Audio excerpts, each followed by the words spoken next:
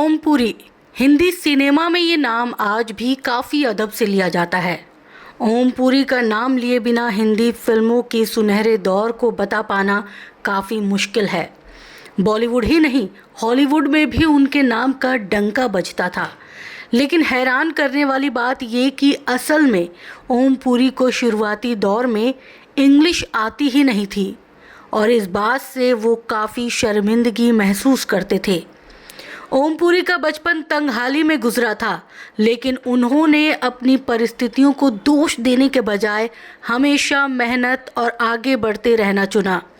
मेहनत और दृढ़ निश्चय के दम पर ओम पुरी ने वो कर दिखाया जो किसी भी एक्टर के लिए एक सपने से कम नहीं था। ओम पुरी महज 6 साल के थे जब उनके पिता को चोरी के इल्ज़ाम में जेल में डाल दिया गया, जिसके बाद ना उनके परिवार के सिर पर छत थी और ना ही खाने के लिए खाना।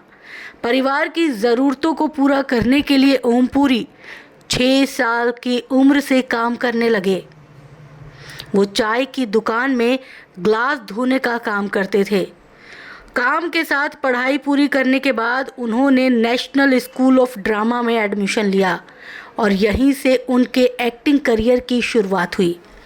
दिग्गज एक्टर ने अपने एक पुराने इंटरव्यू में खुलासा किया था कि उन्होंने अपनी पूरी पढ़ाई पंजाबी में की थी और जब उन्होंने नेशनल स्कूल ऑफ ड्रामा में एडमिशन लिया तो वो घर वापस जाने के बारे में विचार करने लगे। दरअसल एनएसडी में सारी पढ़ाई इंग्लिश में होती थी, लेकिन ओम पुरी को तो इंग्लिश बिल्कुल भी नहीं आती थी। फिर एनएसडी में उन्हें समझाया गया कि अंग्रेजी तो सिर्फ एक भाषा है, आप जैसे पंजाबी और हिंदी बोलते हो वैसे ही अंग्रेजी बोली जाती है। इसके बाद उन्हें 2-3 टिप्स दिए गए, जैसे अंग्रेजी का अखबार लो, ज़ोर ज़ोर से पढ़ो, रेडियो पर अंग्रेजी न्यूज़ सुनो और जो लोग एक दूसरे से अंग्रेजी में बात करते हैं उन्हें सुने और बोलने की कोशिश करें। इस बारे में आगे बात करते हुए एक्टर ने कहा कि मुझे कहा गया था कि इंग्लिश सिर्फ एक भाषा है और कभी बोलते हुए गलती हो जाए तो शर्माना नहीं।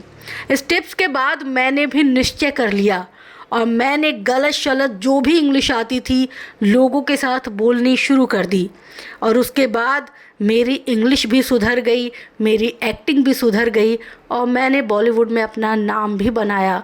और इसीलिए मैं सबको यही कहूँगा कि शर्माना छोड़ दो।